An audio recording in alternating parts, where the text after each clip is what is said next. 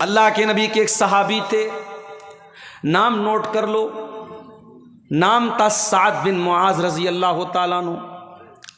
سعد بن معاذ رضی اللہ تعالیٰ عنہ کا انتقال ہوتا ہے، ہیوی بدن تھا ان کا، بھاری بھرکم ان کی باڈی تھی۔ جب ان کا جنازہ اٹھایا جانے لگا، جب سعد بن معاذ کا جنازہ اٹھایا جانے لگا، جنازہ اٹھانے والوں نے کہا جنازہ بڑا بھاری تھا، میت تو بڑی بھاری تھی لیکن جنازہ بڑا ہلکا لگ رہا ہے۔ اے اللہ کے نبی، سعد ابن معاذ کا بدن تو بڑا ہیوی تھا لیکن ان کا جنازہ بڑا ہلکا معلوم ہو رہا ہے، کیا بات ہے؟ آپ نے فرمایا ان لہو حملتن غیرکم، اے میرے صحابہ، سعد بن معاذ کے جنازے کو فرشتوں نے بھی اٹھایا ہوا ہے، 70,000 فرشتے ان کے جنازے میں شامل ہیں۔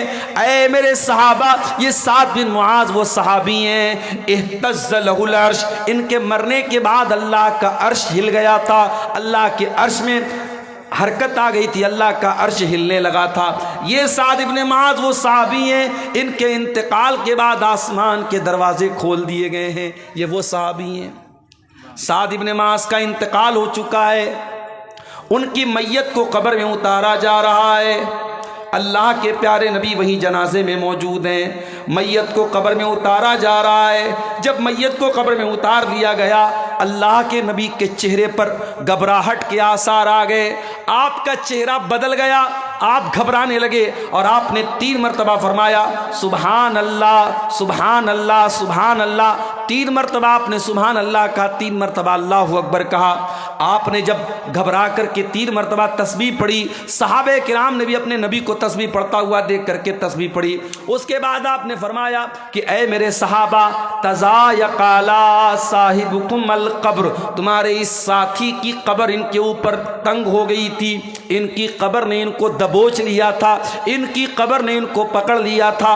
اور آپ نے آگے یہ بھی فرمایا ان للقبر ذمۃ لو نجا منہ لنجا سعد بن معاذ، اے میرے صحابہ، اے میری امت کے لوگوں، یہ قبر ہر انسان کو دبوچے گی، یہ قبر ہر انسان کو پکڑے گی، اور اس قبر کی پکڑ سے اگر کوئی بچ سکتا تو سعد بن معاذ بچ جاتے، مگر وہ بھی نہیں بچے، اس قبر نے ان کو بھی پکڑا ہے۔ علماء لکھتے ہیں اس حدیث کی شرح میں کہ قبر کا عذاب تو سب کو نہیں ہوگا، مومن کو قبر کا عذاب نہیں ہوگا، مگر قبر سب کو دبوچے گی تاکہ یہ احساس ہو جائے کہ اللہ تبارک و تعالیٰ کا معاملہ آسان نہیں ہے، قبر سب کو دبوچے گی، سب کو پکڑے گی۔ اگر سعد بن معاذ جیسے صحابی کو قبر دبوچ رہی ہے، میرے پیارے ساتھیوں، ہمارا اور آپ کا کیا حال ہوگا؟ آج کسی جنگل میں آپ چلے جائیں، 4 ویلر کے اندر آپ بیٹھے ہوئے ہیں، کار کے اندر آپ بیٹھے ہوئے ہیں، اور چاروں طرف اندھیرا ہو جائے، اندھیرا چھا جائے، اور آپ 4 ویلر کے اندر آرام سے بیٹھے ہیں، تب بھی آپ کو ڈر محسوس ہونے لگے گا۔ اگر جنگل میں چاروں طرف اندھیرا ہو اور آپ کی گاڑی کی لائٹ بھی خراب ہو جائے تو آپ کو ڈر لگنے لگے گا۔ میرے پیارے ساتھیوں، مرنے کے بعد جس قبر میں ہم سب کو جانا ہے، اس قبر میں کوئی روشنی نہیں ہوگی، کوئی لائٹ نہیں ہوگی۔ وہاں اگر لائٹ آئے گی ہمارے عمل سے آئے گی، ہماری نمازوں سے آئے گی، ہمارے ایمان سے آئے گی، ہماری توحید سے آئے گی۔ اگر ہمارے پاس ایمان بھی صحیح نہ ہوگا، ہمارے پاس عمل بھی ٹھیک نہ ہوگا، میرے پیارے ساتھیوں، ہماری قبر میں روشنی ہم کو کون لا کے دے گا؟ یہ بڑا ہی خطرناک معاملہ ہے قبر کا، میرے پیارے ساتھیوں۔ اسی لیے حضرت عثمان غنی رضی اللہ تعالیٰ عنہ جب کسی قبر کو دیکھتے تھے، زاروں قطار رونے لگتے تھے، آنکھوں سے آنسو جاری ہو جاتے تھے۔ پوچھنے والے نے پوچھا تذکر الجنت ولا تبکی، اے عثمان کیا بات ہے، جنت آپ دیکھتے ہیں تو نہیں روتے ہیں، جہنم دیکھتے ہیں تو نہیں روتے ہیں، جنت کی بات آتی ہے تو نہیں روتے ہیں، جہنم کی بات آتی ہے تو نہیں روتے ہیں، اے عثمان کیا بات ہے کہ آپ قبر کو دیکھ کر کے رونے لگتے ہیں؟ عثمان غنی کہتے ہیں او لوگوں، میں نے اللہ کے پیارے نبی کو یہ فرماتے ہوئے سنا ہے، آپ نے فرمایا ان القبر اول منزل من منازل الاخرہ، یہ قبر آخرت کی پہلی منزل ہے، جس نے اس منزل کو پار کر لیا اس کے لیے آگے کی منزلیں آسان ہیں۔ تیاری کرنا ہے میرے پیارے ساتھی، اس قبر کی تیاری کرو۔ دنیا کی تیاری تو ہو ہی جائے گی، دنیا میں اگر کچھ کمی بھی رہ گئی، دنیا میں اگر اچھا مکان نہیں بن پایا، دنیا میں بچے بہت عیش و آرام سے نہیں رہ پائے، انشاءاللہ اگر آپ نے آخرت کی تیاری اچھی کی ہے تو دنیا کی نعمتوں سے کہیں زیادہ بہتر نعمتیں ہمیں آخرت میں ملیں گی۔ اے میرے بندو، تم جلدی کرو، تم آگے بڑھو۔ کس چیز کے لیے؟ دنیا کے لیے تو بہت سارے لوگ آگے بڑھتے ہیں، کاروبار کے لیے تو بہت سارے لوگ آگے بڑھتے ہیں، مال و دولت کے لیے بہت سارے لوگ آگے بڑھتے ہیں، کسی عورت کو، کسی لڑکی کو حاصل کرنے کے لیے بہت سارے لوگ آگے بڑھتے ہیں۔ فرمایا وَسَارِعُوا إِلَىٰ مَغْفِرَةٍ مِّن رَبِّكُمْ، اے میرے بندو تمہیں اگر جلدی کرنا ہے، تمہیں اگر آگے بڑھنا ہے، تمہیں کمپٹیشن کرنا ہے، تمہیں پرتیسپردھا کرنا ہے، تمہیں آپس میں مقابلہ کرنا ہے، اپنے رب کی مغفرت کو پانے کے لیے جلدی کرو۔ اپنے رب کی مغفرت کو حاصل کرنے کے لیے تم جلدی کرو، وَجَنَّةٍ، اور اللہ تعالیٰ کی اس جنت کو پانے کے لیے تم جلدی کرو، عَرْضُهَا السَّمَاوَاتُ وَالْأَرْضُ، جس جنت کی چوڑائی آسمانوں اور زمین کے برابر ہے۔ اس کی لمبائی چھوڑ دو، اس کی صرف چوڑائی، عَرْضُهَا السَّمَاوَاتُ وَالْأَرْضُ، اس کی چوڑائی آسمانوں اور زمین کے برابر ہے۔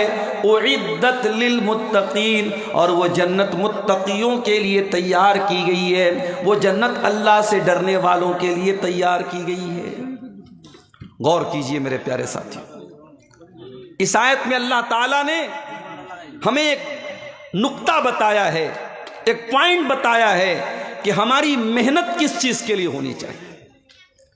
آج تو ہماری ساری محنت اس فانی دنیا کے لیے ہو رہی ہے، کیسے یہاں زمین بنا لوں، جائیداد بنا لوں، کھیت بنا لوں، اپنے بچوں کے لیے کیسے بہترین فیوچر بنا دوں، ان کا بھوشیہ بنا دوں، اپنی بیوی کے لیے کتنی دولت چھوڑ کے چلا جاؤں، اپنے بچوں کے لیے کتنی دولت چھوڑ کے چلا جاؤں۔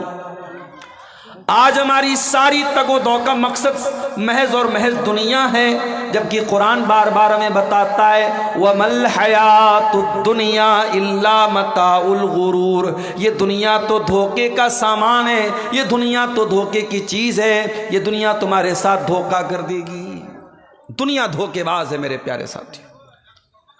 اگر آپ کو یہ لگتا ہے کہ دنیا کی دولت بڑی قیمتی چیز ہے، یہ دولت بھی ہمیشہ معاف کیجئے گا آپ کے کام نہیں آئے گی۔ جس دن ہماری سانسوں کی ڈور تھم جائے گی، جس دن ہمارے دل کی دھڑکن بند ہو جائے گی، یہ سارا کا سارا مال دوسروں کا ہو جائے گا۔ ایک پیسہ ہماری قبر میں ہمارے ساتھ نہیں جائے گا، سارا پیسہ، سارا مال، ساری دولت ہمارے وارثوں کا ہو جائے گا۔ جس زمین و جائیداد کو بنانے کے لیے آج انسان اپنے ہی بھائی کے ساتھ بے ایمانی کرتا ہے، اپنے ہی پڑوسی کا حق مار لیتا ہے، اپنے ہی رشتہ دار کے ساتھ ظلم و ستم کرتا ہے، یہ زمین، یہ جائیداد، یہ ساری کی ساری چیزیں یہیں پر رہ جائیں گی، اور ہمیں 2 گز زمین کے اندر ہمارے گھر والے لے جا کر کے دفنا دیں گے، قبر کے حوالے کر دیں گے۔ بہت محبت کرتا ہے آپ کا بیٹا، لیکن مرنے کے بعد آپ کی لاش آپ کے گھر میں رکھی ہوگی، آپ کا بیٹا 24 گھنٹے سے زیادہ آپ کی لاش کو اپنے گھر میں رکھنا گوارا نہیں کرے گا۔ بہت محبت کرتی ہے آپ کی بیوی، لیکن آپ کے مرنے کے بعد، ہمارے مرنے کے بعد میرے پیارے ساتھیوں، ہماری بیویاں بھی 4 مہینہ 10 دن تک ہمارے مرنے پر غم منائیں گی، سوگ منائیں گی، اس کے بعد ان کی زندگی بھی نارمل ہو جائے گی۔ نہ بیٹا اپنے باپ کے ساتھ قبر میں جائے گا، نہ بیوی اپنے شوہر کے ساتھ قبر میں جائے گی۔ لوگ آئیں گے آپ کی قبر میں مٹی دے کر کے ہاتھ جھاڑ کے چلے جائیں گے، اور گویا کہ یہ پیغام دیں گے یہاں تک لحد تک آپ کی تعظیم کر دی، اب آگے آپ کے اعمال جانے۔ گویا مٹی دے کر کے وہ یہ میسج دے دیں گے کہ اے مرنے والے، اسی قبر سے، اسی مٹی سے تو پیدا ہوا تھا، اور آج ہم تجھے مٹی کے حوالے کر کے جا رہے ہیں۔ اس قبر کے اندر اب تو جانے اور تیرا ایمان جانے، اور تو جانے تیرا عقیدہ جانے، اور تو جانے تیرا عمل جانے، اس قبر کے اندر ہم تیرے کوئی کام آنے والے نہیں ہیں۔ میرے پیارے ساتھیوں، کہ ہمارے دل میں اس بات کی چنتا اور اس بات کی فکر نہیں پیدا ہوتی کہ ہم اس قبر کی زندگی کے لیے محنت کریں۔ یہ قبر وہ جگہ ہے میرے پیارے ساتھیوں، ایک انصاری صحابی کا جنازہ تھا، مدینہ کے اندر ایک انصاری صحابی کا جنازہ تھا۔ حضرت برا ابن عازب کہتے ہیں جنازہ تیار ہو رہا تھا، قبر تیار ہو رہی تھی اور میت کو قبر میں اتارا جا رہا تھا۔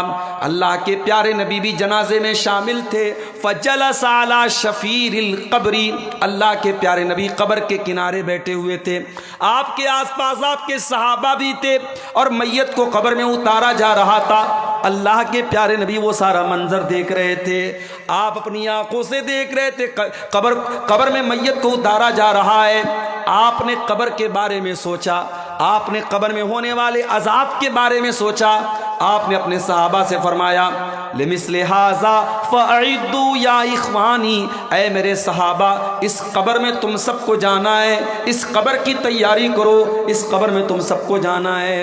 اتنا کہتے ہوئے اللہ کے نبی زار و قطار اور رونے لگتے ہیں، اس قدر روتے ہیں کہ آپ کی داڑھی آپ کے آنسوں سے بھیگ جاتی ہے، آپ کے کرتے کا دامن آپ کے آنسوں سے بھیگ جاتا ہے، اور اللہ کے نبی روتے ہوئے اپنے صحابہ سے کہتے ہیں لمثل ھذا فاعدوا یا اخوانی، اے میرے بھائیوں، اے میرے صحابہ اس قبر کی تیاری کرو، یہاں تم سب کو جانا ہے۔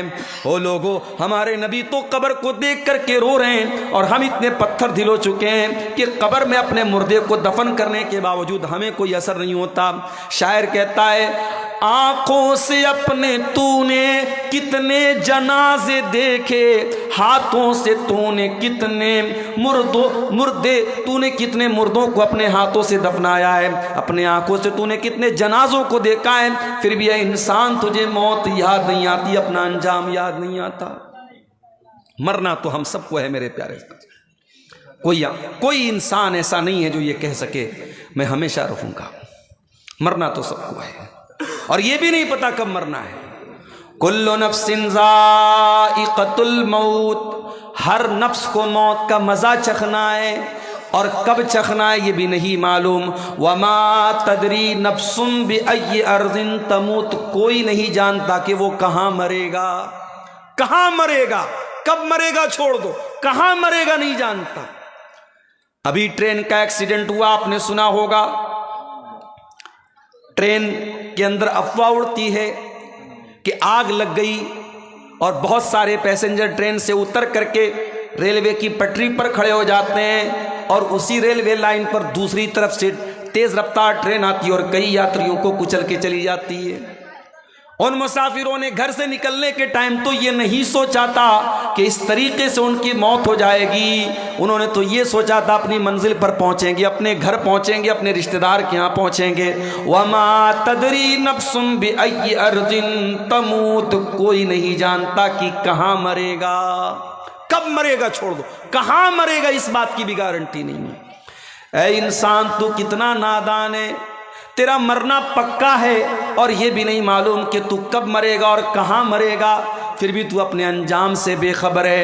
اقترب للناس حسابهم وهم فی غفلۃ معرضون، او لوگو تمہارے حساب کا ٹائم قریب ہے، تمہارے امتحان کا ٹائم قریب ہے، پھر بھی تم غفلت میں پڑے ہوئے، تم سے بڑا نادان کون ہے، تم سے بڑا جاہل کون ہے، انسان سے بڑا نادان کون ہے۔ ہمارے نبی تو قبر کو دیکھ کر کے روتے ہیں میرے ساتھی۔ رات کا آخری پہر ہے، اللہ کے پیارے نبی اپنے بستر سے اٹھتے ہیں اور گھبرائے گھبرائے آپ ہیں، اور آپ گھبرائے ہوئے لہجے میں کہتے ہیں ایھا الناس جاءت، آپ نے فرمایا کہ اے میری امت کے لوگوں، جاءت القاریہ، کھڑکھڑا دینے والی چیز آ چکی ہے، جاءت الراجفہ، کپ کپا دینے والی چیز آ چکی ہے، تتبعها الرادفہ، یعنی اسرافیل علیہ السلام کے سور پھونکنے کا ٹائم قریب آ چکا ہے۔ پہلا سور پھونکیں گے سارے کے سارے انسان، سارے حیوانات، سارے جاندار مر جائیں گے، تتبعها الرادفہ، پھر دوسرا سور پھونکیں گے سارے کے سارے زندہ ہو جائیں گے اور میدان محشر کی طرف اکٹھا کیے جائیں گے۔ جاء الموت بما فیہ، جال موت بما فیہ، اے میری امت کے لوگوں، موت آ چکی ہے، موت آنے والی ہے، موت اپنی تمام سختیوں کے ساتھ تمہارے پاس آنے والی ہے۔ اللہ کے نبی رات کے آخری پہر میں اپنے بستر سے اٹھ کر کے اپنی امت کو موت سے خبردار کر رہے ہیں، مگر امت کہاں موت کے بارے میں سوچ رہی ہے میرے پیارے ساتھیوں؟ امت تو زندگی کے بارے میں سوچ رہی ہے، ہماری راتیں، ہمارے دن، ہم تو صرف زندگی کے بارے میں سوچتے ہیں، موت کے بارے میں کہاں سوچتے ہیں؟ اپنے پیارے نبی کی زندگی دیکھو میرے پیارے ساتھیوں، ہمارے پیارے نبی نے دنیا کے عیش و آرام کو کبھی اپنانے کی کوشش نہیں کی۔ ایسے بھی حالات آئے کہ پیٹ پہ پتھر باندھنا پڑا۔ غزوہ خندق کے موقع پر اللہ کے نبی کے پاس ایک صحابی آتے ہیں، اے اللہ کے نبی، کئی دن سے بھوکا ہوں، اپنا پیٹ کھول کر کے دکھا دیتے ہیں۔ اللہ کے نبی، میں نے پیٹ پر پتھر باندھا ہوا اپنی باڈی کو کھڑا کرنے کے لیے۔ اے اللہ کے نبی، کئی دن سے کھانا نہیں کھایا ہے۔ اللہ کے پیارے نبی نے اپنا پیٹ کھول کے دکھا دیا، اے میرے صحابی، دیکھ میرے پیٹ پہ 2 پتھر بدے ہوئے ہیں، تو ایک پتھر باندھے ہوئے، دیکھ تیرے نبی نے 2 پتھر باندھے، آپ نے پیٹ پہ پتھر بھی باندھے، آپ کے گھر میں 2 مہینے تک چولہا بھی نہیں جلا۔ ایسا بھی وقت آیا، اما عائشہ فرماتی ہیں 2 مہینہ گزر جاتا تھا، محمد رسول اللہ کے گھر میں چولہا نہیں جلتا تھا۔ پوچھنے والے نے پوچھا کہ اما عائشہ، پھر آپ لوگوں کی گزر بسر کیسے ہوتی تھی؟ فرمایا کہ ہم کھجور کھا کر کے اور پانی پی کر کے گزارا کر لیا کرتے تھے۔ محمد اکرم کے گھر میں 2 مہینے تک چولہا نہیں جلتا تھا میرے ساتھیوں۔ اتنی تنگی کی زندگی بھی آپ نے گزاری ہے، لیکن ہاں، عیش و آرام حاصل کرنا چاہتے تو کر سکتے تھے، مگر آپ نے دنیا سے دل نہیں لگایا۔